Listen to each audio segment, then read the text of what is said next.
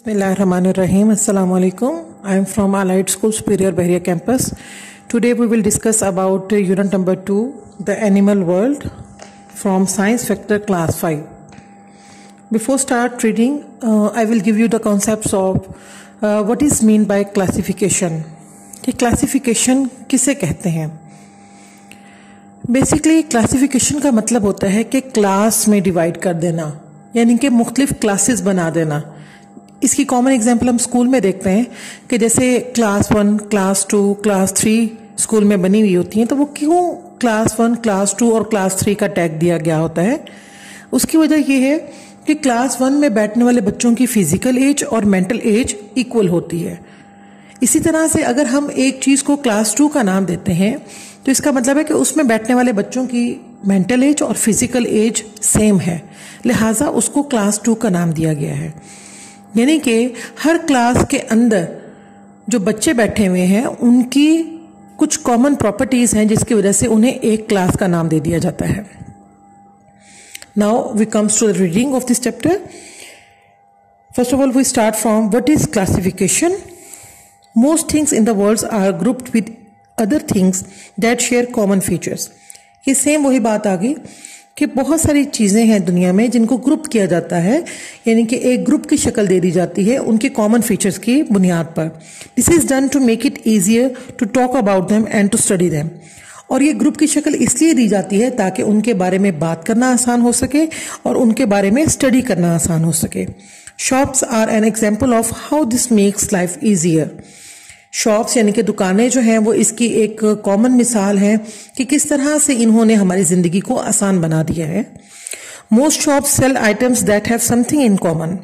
बहुत सारी दुकानें वो आइटम सेल कर रही होती हैं जो कि उनमें कॉमन होते हैं.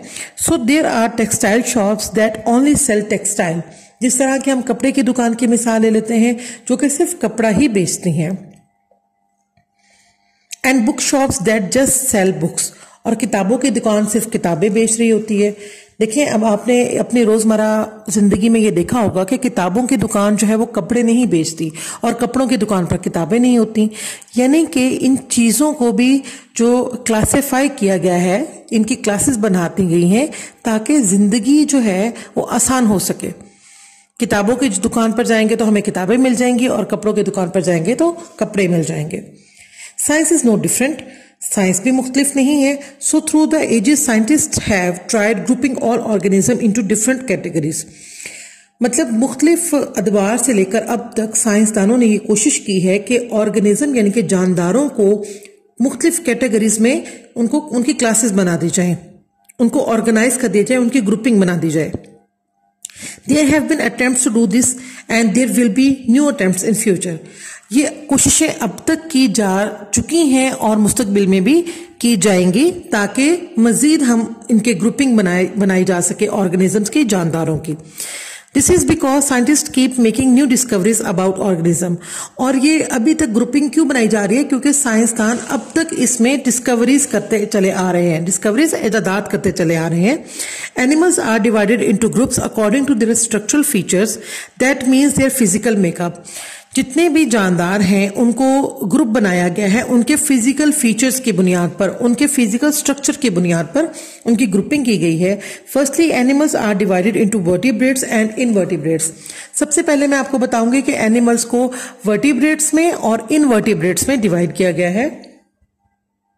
Vertebrates are animals that have a backbone or spinal column. Vertebrates उन जानदारों को कहा गया है जिनमें रीढ़ की हड्डी पाई जाती है, स्पाइनल कॉर्ड यानी कि रीढ़ की हड्डी पाई जाती है, स्पाइनल कॉलम. और बैकबोन यानी कि बैकबोन और स्पाइनल कॉलम एक ही चीज है, यानी कि जिन जानदारों में रीढ़ की हड्डी पाई जाती है उन्हें हम वर्टिब्रेट्स कहते हैं. Invertebrates are animals that do not have a spinal column. और इनवर्टिब्रेट्स कौन से जानवर है? जिनके अंदर स्पाइनल कॉलम यानी कि रीढ़ की हड्डी नहीं पाई जाती. Invertebrates have a hard external covering like a shell and no hard covering और स्केलेटन एट ऑल. कहते हैं कि जो इनवर्टिब्रेट्स हैं जिनके अंदर रीढ़ की हड्डी नहीं पाई जाती वो अपने बाहर एक हार्ड कवरिंग रखते हैं, ये शेल नुमा, शेल यानी कि एक खौल नुमा बाहर अपने एक कवर रखते हैं और उनके अंदर एक ढांचा नुमा स्ट्रक्चर नहीं पाया जाता, बल्कि उनके बाहर जो है जिस्म के वो एक शेल, एक खौल पाया जाता है. ये भी उनकी एक पहचान है. Vertebrates are different divided into 5 classes. Vertebrates जो हैं उनको 5 क्लासेस में डिवाइड किया गया है। वो कौन कौन सी क्लासेस हैं? Mammals, reptiles, birds, fish and amphibians. और invertebrates are divided into 6 classes. और जो इनवर्टिब्रेट्स हैं उनको भी 6 क्लासेस में डिवाइड किया गया है। वो कौन से? Arthropods, worms, molluscs, sponges, cnidarians and echinoderms. ये 6 क्लासेस इनवर्टिब्रेट्स की हैं। यानी कि पहले वर्टिब्रेट और इनवर्टिब्रेट में डिवाइड किया गया, फिर वर्टिब्रेट की 5 क्लासेस बना देगी और इनवर्टिब्रेट की 6 क्लासेस बना देगी।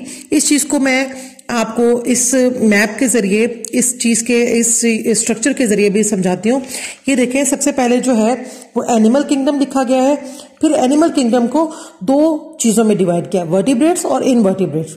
और फिर वर्टिब्रेट्स की 5 मिसालें दे दी गई हैं और इनवर्टिब्रेट्स की 5 मिसालें दे दी गई हैं, ताकि आप लोगों को ज्यादा बेहतर तौर पर इस चीज की समझ आ सके। आज का हमारा लेसन यहीं पे एंड होता है। हम लोगों ने यहीं तक रीडिंग करनी थी। इंशाल्लाह नेक्स्ट लेसन तक में मिलेंगे, जिसमें हम लोग नेक्स्ट जो आंसर क्वेश्चन आ रहे हैं आपके इस चैप्टर के, वो सॉल्व करेंगे। टिल देन, अल्लाह हाफिज।